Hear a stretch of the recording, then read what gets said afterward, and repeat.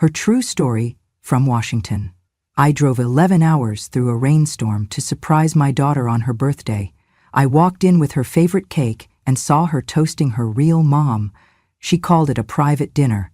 I called it unforgettable. Not sure if she's on her way yet, the woman said, voice dripping with ease. The biggest gift she could give you is that massive life insurance payout. I'm your real mother, owning that role officially. I pressed my back into the cool wood of the door, my fingers gripping the phone so tightly my knuckles turned white. The screen illuminating in my trembling hand, the rain lashed so hard it sounded like a sledgehammer on shingles, each drop a cold reminder of the miles I'd driven, the storms I'd endured. In my other hand, I held the chocolate birthday cake, soft icing smudging into my palm, its weight heavier than I'd expected, as if it carried all the love and memories of our shared years. Through the narrow crack in the door, I heard her voice, my daughter's, light and casual, accompanied by the clipped confidence of another woman's laughter. A chill ran down my spine when I realized with absolute clarity that they were plotting something unspeakable. No thunder could match the coldness that swept through me. Their words were deliberate, practiced, cruel. They planned to wait until I was gone, until I couldn't watch them in this moment, and then step in to take my place. They spoke as if I were already invisible. They spoke as if I didn't matter. My breath caught in my throat. I swallowed hard, the knot of tears struggling behind my ribs, but I would not allow them to see me fall apart. Let them talk. Let them believe I would empty my hands and turn around at the first hurt. Let them think they'd won. I squeezed the phone tighter, forcing my fingers not to shake. I had to record every word, every cruel syllable, evidence of betrayal, proof that would stand when they tried to rewrite this night. The door behind me seemed to shrink, the laughter gathering and growing. They had created this private world, expecting it to be theirs without question. But I stood here, with a cake and a phone and a heart that refused to break. I reminded myself of who I was.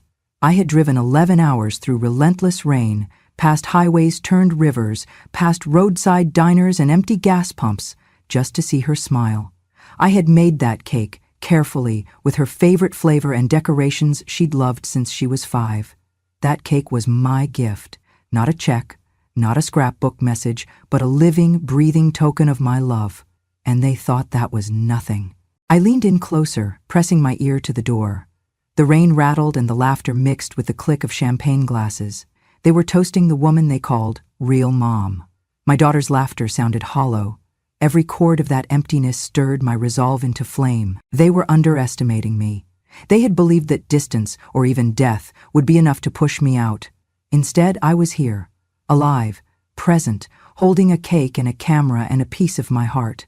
They could toast champagne in their private world, but I held the truth in my hand. I backed away from the door and stepped into the corridor on the polished wood floor, still dampened by rain, tracked in through the entrance. My heart pounded with every step. The air reeked faintly of spilled champagne and bright candle wax. I told myself, I am not asking permission. I am claiming a right. I stopped just outside the room. I took a deep breath, tasting rain and hope and determination all at once. The cake was heavy, but I kept my grip steady.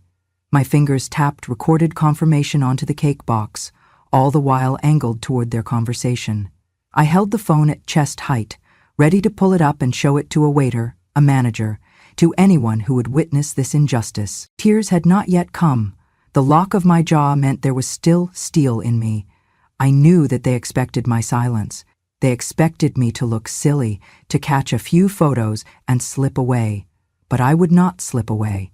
Tonight, I would do something unforgettable. I inhaled deeply, muscles coiling in my shoulders. My mind whispered, "You are a mother. You are a truth-teller. You are not invisible." And then, with cautious resolve, I took one final step forward. I would walk in. Cake in hand, phone ready. Let them see that a mother's love could never be canceled by cruelty. Let them hear the apology in my voice, but also the authority in my presence. I flicked the phone's recording light on one more time and stepped through the doorway. They would never forget this night, and neither would I. I settled into the driver's seat in Seattle as dusk bled into night, my fingers tightening around the steering wheel. The GPS blinked, 11 hours to Portland. I had timed this so precisely I could arrive just in time for her birthday dinner. My heart pounded with equal parts worry and resolve as the windshield wipers swiped away torrents of rain. From the moment I left home, the skies opened. Sheets of rain blurred the road, water pooling against the tires. Headlights became streaks, and taillights glowed like embers in the gloom. Every mile felt endless, but I kept going. Stoplights and fast food restaurants passed in a hazy rush. I wanted to reach her, bring her this chocolate cake made just the way she used to love it, the one with piped roses and happy birthday in her favorite shade of lavender icing. But doubt gnawed at me. This drive wasn't just miles, it was a test of my worth. I told myself, I am not decorative, not an afterthought, not someone to be left behind. I am her mother. At mile marker 123, I remembered her 4th birthday. I baked a white cake with pink frosting, the kitchen filled with laughter as she smeared frosting onto her nose. That night she fell asleep next to me, small thumb in mouth, whispering, "Mom?" I whispered back, "Happy birthday, sweetheart." At mile marker 246, another memory. Her 10th birthday party in the backyard. Balloons tied to the fence, her friends' roaring laughter on water balloons, and her shy smile when I presented her the cake with sparklers on top. She hugged me and said, "Thanks, Mom." History was repeating itself, both in miles and memories, but something had changed. Somewhere between those parties and this night, she decided I no longer belonged in those joyful moments. Flash to 2 years ago, I tried surprising her with Kentucky Fried Chicken and a recording of her childhood lullabies. She said she was tired, canceled at the last minute. Then I interpreted her tone like a closing door. Flash ahead to last year. I delivered the cake I'd baked because she'd told me she was tired of frozen desserts. She took one box, put it in the freezer, and told me she'd get to it later. That later never came. Water pooled near the brake pedal. My headlights cut through water spray as semis rolled past. Each raindrop that hit the windshield sounded like disappointment. Mine, hers, both of us. 5 hours in, I pulled into a rest stop. The rain was relentless. I closed my eyes and swallowed, then opened them. I wasn't doing this for approval. I was doing this for truth, love, and dignity. I sent her a text. "I'm almost there. Cake is ready. See you soon. Love you." No reply. Typical. But this time, I wouldn't leave until she saw me. I needed her to see me. Another hour pushed on, the storm's fury magnified. Lightning lit up the road in stark flashes. Once a bolt struck too close, illuminating semis frozen before me. My grip tightened, but I pressed on. All I felt was that I had to reach her, or I might turn around. The drive was both crucible and renewal. Near the border, the rain transitioned to sleet. Ice glazed the windshield. I slowed down. Visibility dropped. One of my tires skated across a slick patch. My heart thudded. I steadied the wheel. Every mile felt like a trial. I had to survive to claim my place. Finally, the lights of Portland appeared, glowing soft through ice-streaked glass. My GPS said, "Destination ahead." I pressed through one final overpass, rain thinning as I turned into the hotel driveway. Cars passed too close, fenders glinting. I took a cleansing breath. I stepped out into sleet, coat pulled tight, ice clung to my hair. I carried the cake box, phone tucked inside my coat. I squinted at the hotel entrance lights, shimmering through rain. My footsteps echoed against the marble floor as I crossed the lobby. Head turned, I saw the restaurant's door. Inside, candles shone on tables. Laughs rang like bells. I stopped, heart racing. There was her table. I looked at my soaked shoulders and cake in hand. I felt chilled, but determined. I straightened my back. I held my gaze steady. I was no longer driving through storms for a girl who didn't want me. I drove for the woman I was and for the daughter I loved, whether she saw it or not. I took that last step forward into the restaurant, eyes locked ahead, cake cradled firmly. They would see me enter, and I would kill them with love and truth. I stepped through the glass doors of the restaurant, and a rush of warmth met me, a world away from the freezing rain outside. Water dripped from my coat, pooling at my feet, but I didn't notice. All I could see was that small table tucked into the corner, the only spot not fully lit, where my daughter sat with another woman by her side. Every heartbeat sounded in my ears as I walked the length of the polished floor toward them. Beyond the entrance, the restaurant's grand chandelier scattered pale light across white tablecloths and crystal glassware. Servers moved gracefully, gliding among tables framed by flickering candles. The air was filled with muted laughter and soft music, incongruent with the storm still raging beyond these walls. But that gentle ambience hid something far colder. As I neared, I saw them lifting glasses of champagne. Its pale bubbles caught the candlelight as they gently hovered around the rim. I recognized the way my daughter's lips curled in a practiced smile, so practiced she'd done it for strangers 100 times. And then there was her companion, medium hit, slim, with stark dark hair and an air of self-importance I didn't like. I recognized that face immediately. She was young, a second mother my daughter had chosen over me. They laughed, a brief glint of malice in the woman's eyes when I appeared in the doorway. My daughter's laugh froze. She blinked. My presence caught them off guard, not because they hadn't expected me, but because they hadn't expected me to arrive this quickly, or at all. I paused for only a second in the doorway, long enough to place the cake on my other arm. My grip tightened around it as I took in their faces. I did not look startled. I did not have tears in my eyes. I did not shrink. I reminded myself who I was, what I had endured, and why I was here. Their smiles faltered. The room suddenly felt smaller, every other guest fading into the background. I watched as my daughter's eyes flicked away, uncertain and wary. The other woman's posture tensed, her shoulders pulled back, her glass raised a hair higher, deflecting my gaze with a practiced brightness. I stepped forward. The floor beneath my boots seemed heavy, as if aware of the gravity of this moment. With slow deliberation, I set the cake box down between them, my gloved hand brushing the edge of the table. The aroma of chocolate and frosting rose to meet me, along with the charged silence that followed. No one spoke at first. The 1,000-treble light buzz above us seemed to dim, as if the restaurant itself held its breath. The daughter's glass hovered mid-air. The other woman's hand froze. My eyes met my daughter's. No tears there, but a storm of emotion behind her pupils. The woman whispered something to my daughter, pointing at me as if I were a problem to be contained. But I didn't flinch. I was not going anywhere. I had already driven through hell for this moment and for this daughter. I stood tall. I heard the faint scratching of a chair being pulled back.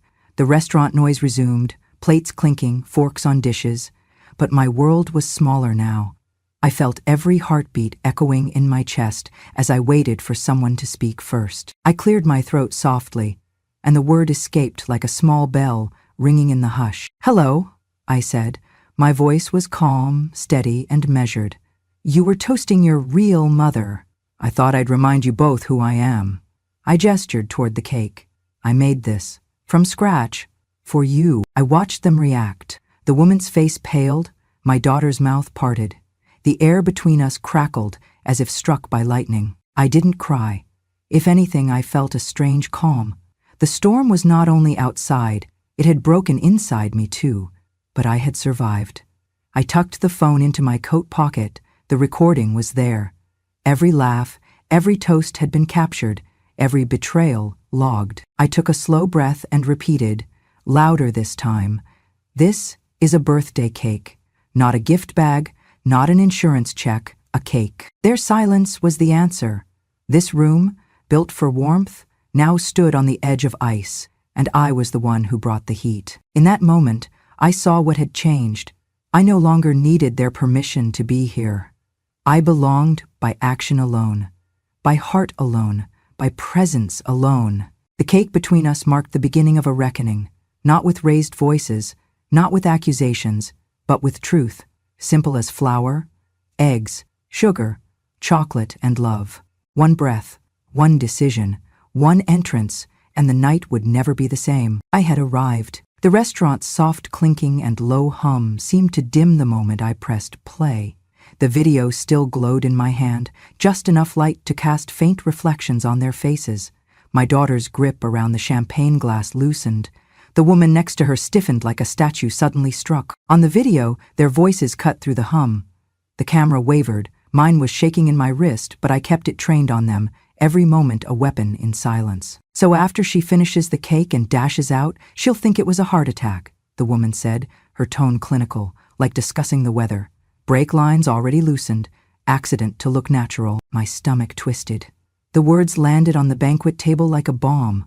Their private birthday dinner had a far darker script. My daughter's eyes widened.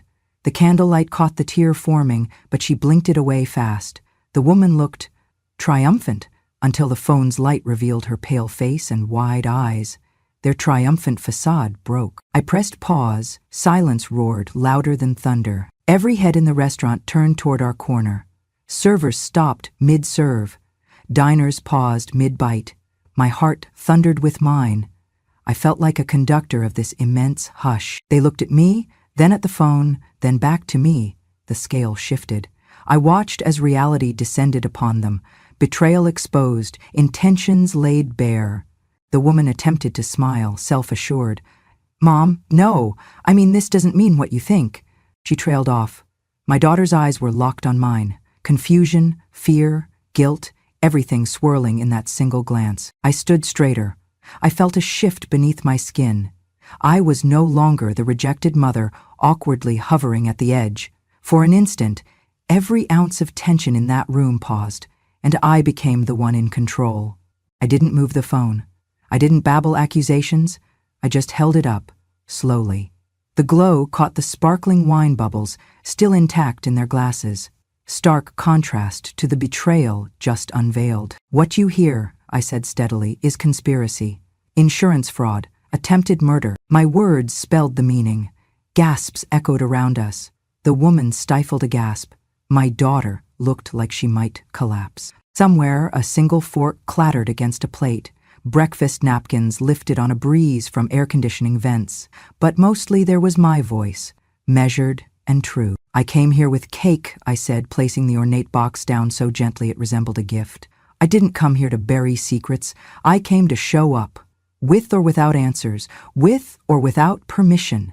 I did not raise my voice. I didn't demand apologies. I let the evidence speak. And suddenly, the power in this room flipped, like a switch. Suddenly I was no longer the intruder. I was the bearer of truth. I could feel their panic transfer to the other tables. Phones slid out of pockets everywhere. People gathered for distance but watched for consequence. The woman reached forward urgently. "This is private," she hissed behind her hands, then broke off when everyone turned toward her again. Nobody else spoke. My daughter stood, trembling. She looked at me, the real mother, and I saw the storm inside her. Shame, confusion, something like grief. I could have walked away, but a new thought took root. I didn't come this far to walk away. She should see me here, not vanished, not silenced. I stood toe-to-toe with her daughter across the table. Her eyes welled, but she didn't blink. I pointed to the cake. A birthday cake is the simplest, most honest gift. No tricks, no motives. I hope the flavor reminds you of my love. I paused again, calmly. The restaurant had turned into something else now, a courtroom, a gallery, a reckoning zone. Somewhere, a waiter tiptoed near us, uncertain what to do. I nodded at him, still holding the video phone steady. "Please don't delete this recording. It's the only proof I have. Proof that I didn't vanish. Proof that my daughter still needs a mother worth believing in." At that, the other diners shifted uncomfortably, the stolen celebration now tainted by conspiracy. Time slowed. My daughter's lower lip quivered. The woman beside her had gone pale, eyes sliding away. Then she stood. My daughter did the same. It was quiet, but the moment thundered. No sound of stirring, just the soft resonance of gravity rebalancing. The woman fled first, raising her phone as if prepared to erase something. My daughter followed her to the door, her shoulders hunched, footsteps dainty as if she might break them. I didn't follow. I stayed planted. I waited for the silence to fill in the cracks they'd left behind. The restaurant's crystal glasses rang an apology across the room. The waiters bowed their heads, maybe offering solidarity, maybe guilt. One of them offered me a Kleenex, mistaking tears. I shook my head no, smiled faintly, and didn't speak. I took a steady breath, bowed my head with grace, and gently scooped up the cake box. It was still intact, still love. As I stepped forward, path cleared.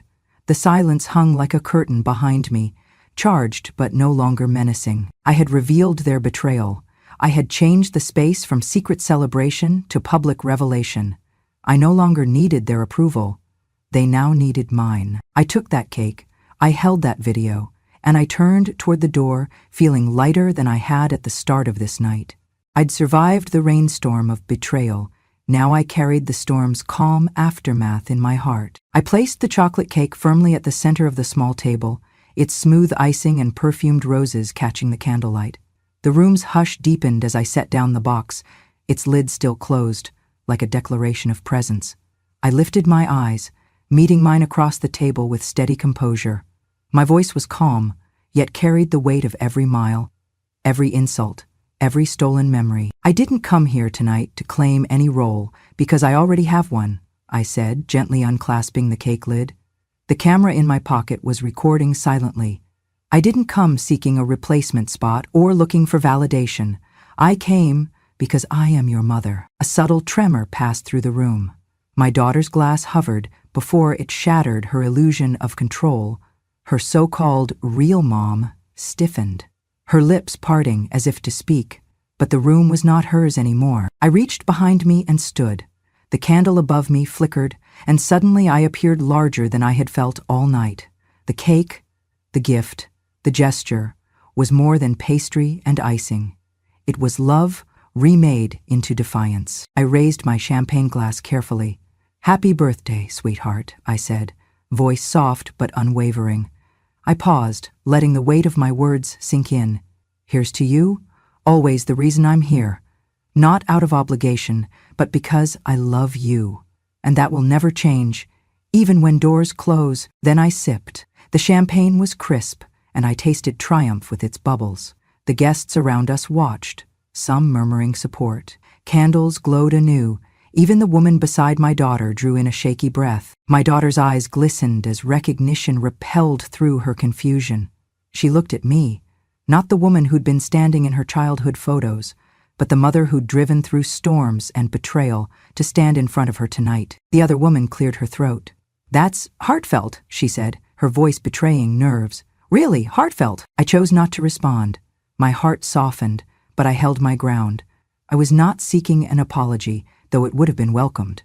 I was giving my daughter a moment of truth, and myself a moment of dignity. Slowly, a few guests at neighboring tables stood and clapped, quiet, respectful applause acknowledging courage more than cake. 2 servers exchanged smiles of solidarity. The woman beside my daughter looked away, her confidence crumbling. My daughter's lips quivered. She raised her glass, tentatively, and followed me. "To Mom," she whispered. The words trembled and broke free, heavier than I expected. I said. I lifted my glass higher, face tipped softly toward her. "To a brave woman who knows the simplest gestures speak louder than any conspiracy," I said. She swallowed and drank. The gesture shifted the balance. I could feel the currents of power align with me now, rooted in maternal truth. The gradations of emotion were visible. Relief spilled over into her tear-soaked eyes. Shame flickered across the other woman's expression, and guests offered nods of approval. I took a deliberate bite of cake. It was rich, sweet, and real, the taste of every triumphant mile I'd traveled. A small piece, but it embodied everything. Every memory, her childhood birthdays, the late-night lullabies, the countless kisses tucked at bedtime, streamed back into me. She reached forward and took my hand, damp from rain and nerves. The connection was electric. She didn't speak, she didn't have to. We shared the moment, 2 souls, mother and daughter, reclaiming something lost. Somewhere around us, soft murmurs turned into conversation. Someone whispered, "What a brave lady." Another shook her head in disbelief that such betrayal had been captured and such love reclaimed. My daughter looked at me fully, with true understanding. "I'm sorry," she whispered, "for everything." I nodded, swallowing thickness out of my throat. "I just want you. That's all." I smiled. "And a slice of cake." She laughed, tears in her eyes, and reached for the cake with me. I let her serve herself a piece, then lifted her glass once more. "To forgiveness and to being seen," I said. She met my gaze and we toasted in unison. The music in the restaurant softened, and someone from a nearby table began applause again, this time louder, joyful, affirming. Everything that came next felt lighter. Hugs, murmured apologies, tearful confession. When I finally turned, eyes met across the room, a community of strangers who had witnessed a mother reclaim her place. And in that moment, I wasn't invisible or erased. I was the lead in my own story, marked by courage, resilience, and unshakable love. The cake was still there, humbled now, elevated by what it represented. A mother's truth, publicly honored at last. I gently placed the remaining cake box on the small side table and stepped closer to the birthday table. My coat still dripped with rain, but I barely noticed the wetness against marbled floors. I squared my shoulders, heart steady. Tonight wasn't about trophies or vindication. It was about a simple truth. I was your mother, and I would not leave silently. I paused at the edge of the table and regarded both of them.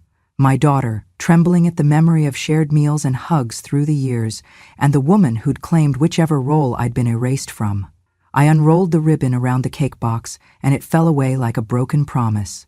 The cake's rich aroma whispered of home, of love, of years of celebrations we'd once shared. I dove the cake server into the icing and cut a clean slice, the first one marked by sacred. I lifted the slice toward my daughter, then another toward the woman. For a moment their bodies tensed, surprise flickering in their eyes, but I did not hesitate. "This birthday dinner is ours," I said, my voice soft yet crystalline, each word carefully measured. "Your special day, shared with your mothers. I'm here because I love you, with all my heart, always."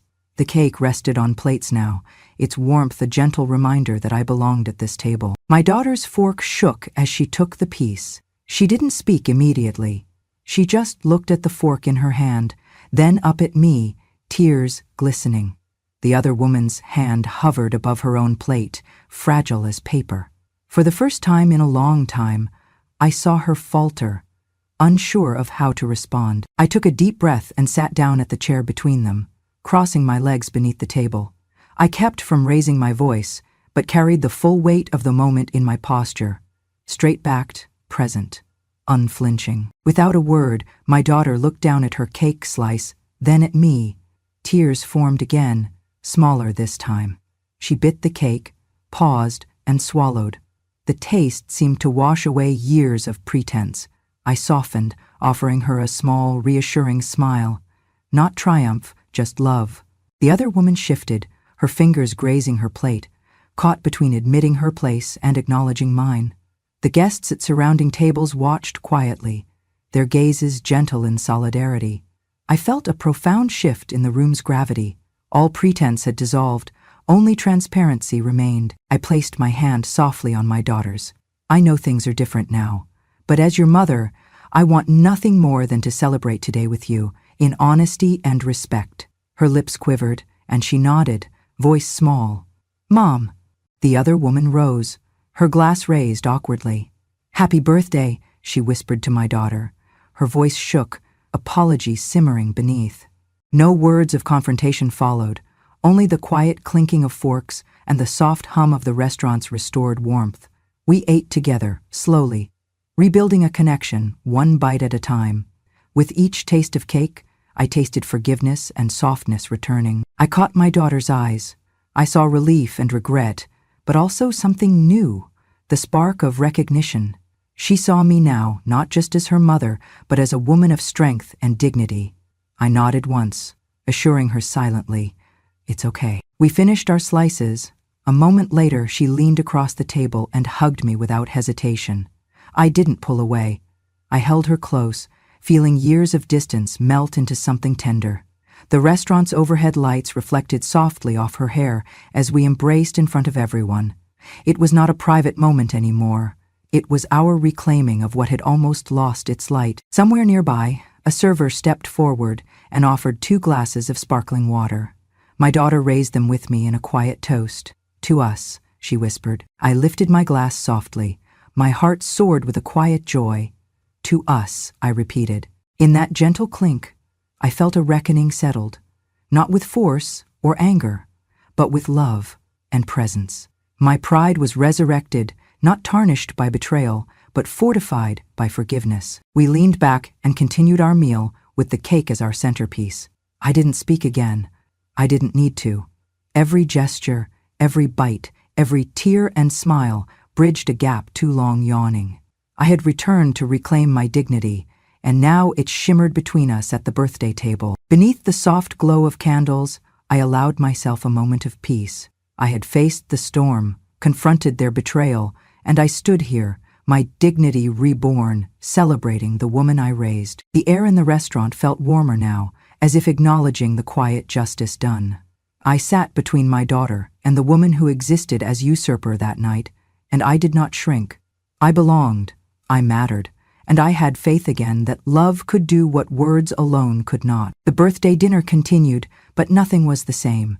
I had delivered my truth, reclaimed my place, but more importantly, I had reminded myself, and surely reminded her, that a mother's love never leaves the table. I felt the warmth before I heard the applause, a ripple rolling through the restaurant as I sat down beside my daughter.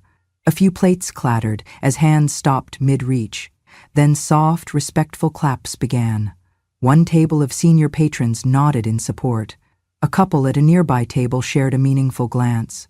Even the servers paused, their eyes reflecting a quiet solidarity. I placed my fork down and allowed their acknowledgement to wash over me. I wasn't invisible anymore. I leaned closer to my daughter and whispered, "You're still my daughter, always." Her eyes glistened as she nodded, lips trembling. I squeezed her hand, and she gave a small, grateful smile. The cake's fragrance swirled through us, a testament to all our shared birthdays, past, present, and hopefully future. The other woman, the one who had toasted me, just as a threat, stood abruptly. Her chair scraped against the floor. She looked around, saw the crowd's support, and then slipped quietly from the table. She didn't make eye contact with me or my daughter as she left. Her presence evaporated like smoke.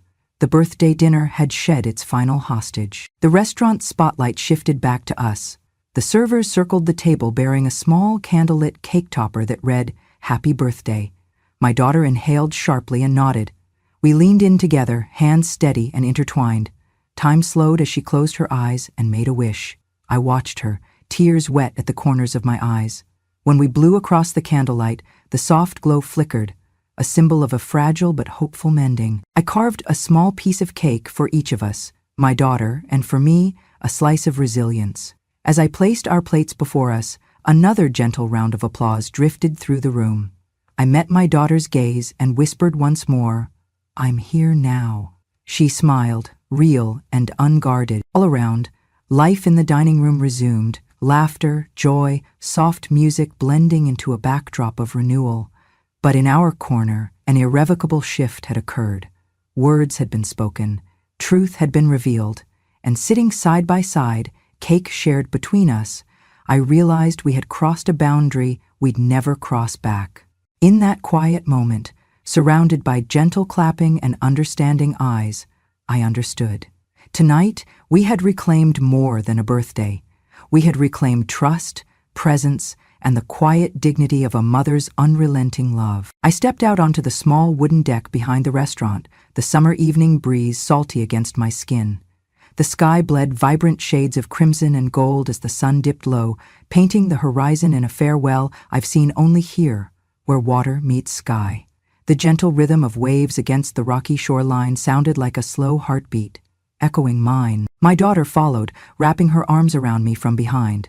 I turned to see her head resting lightly on my shoulder, and I squeezed her hand. She didn't speak, words weren't needed. The hum of the restaurant carried through the sliding doors behind us, but out here, the evening held only peace. I had entered tonight under the weight of betrayal, drenched, holding cake in one hand and truth in the other. I had been poised under the storm's assault, my heart heavy with their dismissal, my grip doubled down on faith. I had endured laughter at my expense, felt the sting of being replaced, and stood witness to their plotting under the thin veil of celebration. But I drove through wind and rain to reclaim what a few words couldn't erase. I stood under noise and candlelight to affirm that I am still here, not as a prop or a memory, but as a living, breathing mother.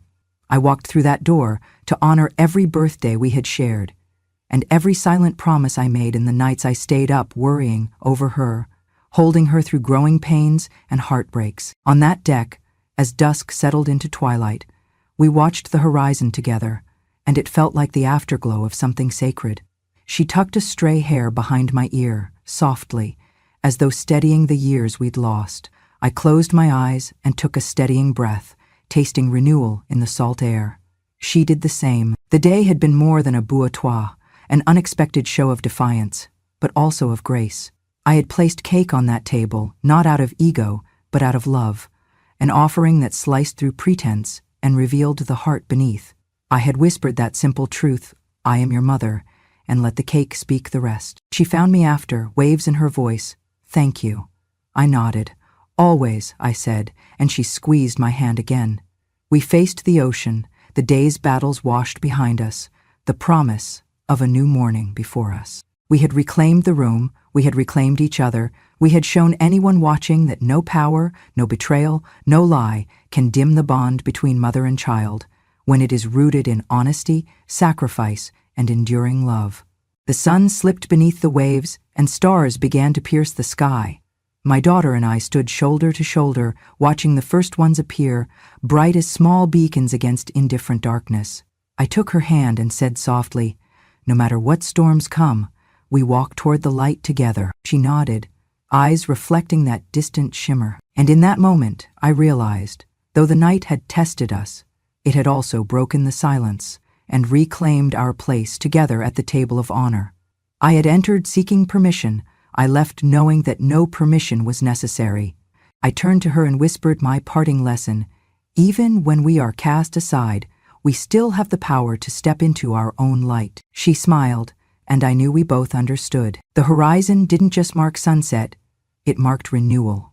And I realized I had walked into the light of my own worth, with my daughter by my side, and finally, that was enough. If this story resonated with something buried deep inside you, if you've ever felt invisible in the very rooms you helped build, or been pushed aside by those you once carried, then remember this: dignity does not fade with age, and love, real love, stands its ground even in the face of betrayal. I didn't raise my voice. I raised the truth, and I stood still long enough for it to echo. If you believe in the strength of women who do not shout but remember, if you believe every mother deserves to be seen and not just served, then you're already part of this porch we're building together. Subscribe to Grandma True Stories, because some stories are not fiction. They're confessions from the quietest woman in the room. And she's finally ready to speak.